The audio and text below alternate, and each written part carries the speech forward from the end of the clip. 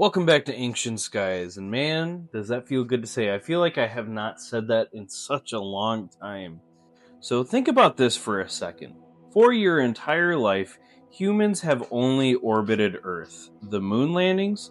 It's old footage from your grandparents' generation. Most likely, kinda depends on your age. I know it was before my mom was born. That's all about to change. NASA's Artemis II mission is preparing to send astronauts around the moon for the first time in over 50 years.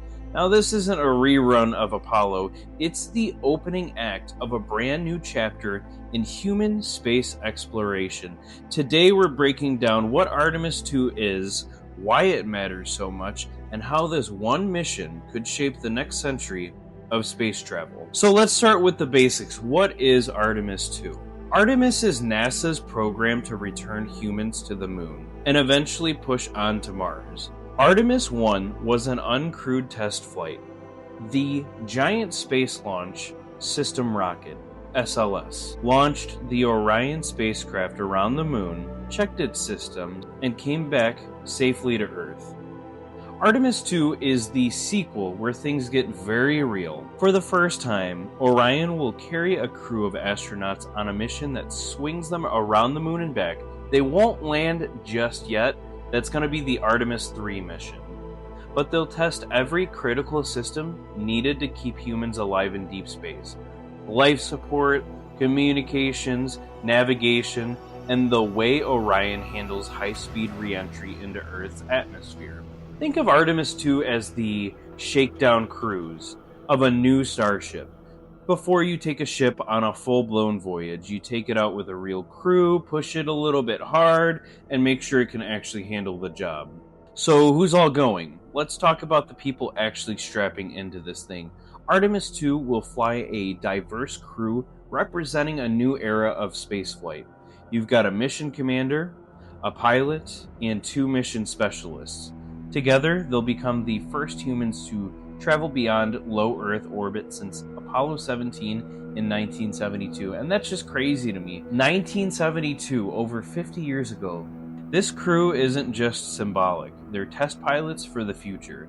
They'll be manually checking Orion's systems, practicing burns, verifying that the spacecraft behaves as expected, and monitoring how the trip affects their bodies and minds. They'll also be the first of a new generation of explorers who will someday pass the torch to crews heading to a lunar base or even to Mars. If Apollo was the first footsteps era, Artemis is the let's learn to live there era. And these 4 astronauts are the bridge between those two worlds. So what does Artemis II actually do from launch to splashdown? The mission starts with that massive SLS rocket lifting off from Florida, producing millions of pounds of thrust.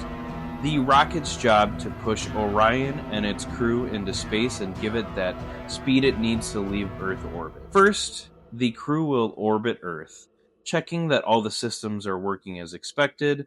They'll test propulsion and navigation and confirm that life support is keeping the cabin environment stable. Once everything checks out, they'll fire Orion's main engine in a translunar injection burn.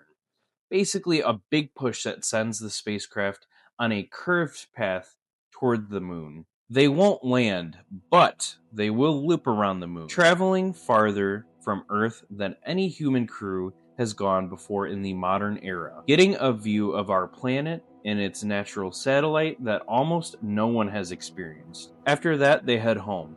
Orion will re-enter Earth's atmosphere at extremely high speed, protected by a heat shield designed to handle temperatures hotter than the surface of the sun. If all goes well, the capsule will slow down, deploy parachutes, and splash down safely in the ocean, where recovery teams will pick up the crew. So no moonwalks yet, so why is Artemis II still such a huge deal? First off, it proves we can send humans beyond low Earth orbit again. We haven't done that in generations. All of our human spaceflight since the 1970s has been close to home. Space Shuttle, the International Space Station, commercial crew missions, all still in Earth orbit. Artemis II is going to break that boundary. Second, it's the critical test before we commit to landing people on the moon again. You don't want to find out there's a problem with life support, navigation, or reentry during the landing mission. Artemis II is where we shake out those issues. Third, it really sets the stage for something much bigger than just flags and footprints. Artemis isn't about a few quick visits. The long term plan is to build a sustainable presence on and around the moon. Things like a lunar space station, surface habitats, and eventually resource use on the moon itself. Why? Because the moon is like a training ground and a stepping stone. If we can learn how to live and work on the moon, we can apply those lessons to Mars and even beyond. The technology developed for Artemis, advanced rockets, better spacecraft, life support systems, new materials, and software, doesn't just stay in space. Historically, space programs have led to spin off technologies that affect medicine, communications, computing, and more. The tools we build to survive in deep space could come back down to Earth in surprising ways. Now let's hit a few quick questions people usually have about Artemis II. Are they landing on the moon this time? No, Artemis II is a flyby and test mission. The first crewed landing is planned for a later Artemis mission, once we're sure the systems are ready. How long will the mission last? The mission is designed to last a little over a week, depending on the exact flight profile. That's long enough to test systems in deep space without pushing the crew too far on the first outing. Is this risky? Any human spaceflight has risk, but Artemis II builds on years of testing from ground tests to Artemis I, which already proved that the rocket and spacecraft could survive the trip around the moon and back. The whole point of Artemis II is to reduce risk for the future landing missions. For decades, people have asked, why haven't we gone back to the moon? Artemis II is our answer. We're going back with a plan to stay longer, learn more, and use the moon as a launch pad for even bigger journeys in the future. When those astronauts look back on Earth from lunar distance, they won't just be seeing a blue planet, they'll be seeing billions of people watching, wondering what comes next, and maybe imagining themselves one day as part of that story.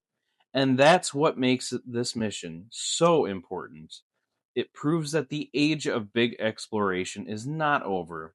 It's just getting started again. If you're excited about the return of human missions to the moon, you're in the right place. We'll be following Artemis and the future of space exploration every step of the way. Make sure you're subscribed to continue exploring the ancient skies with us, and I'll see you next time.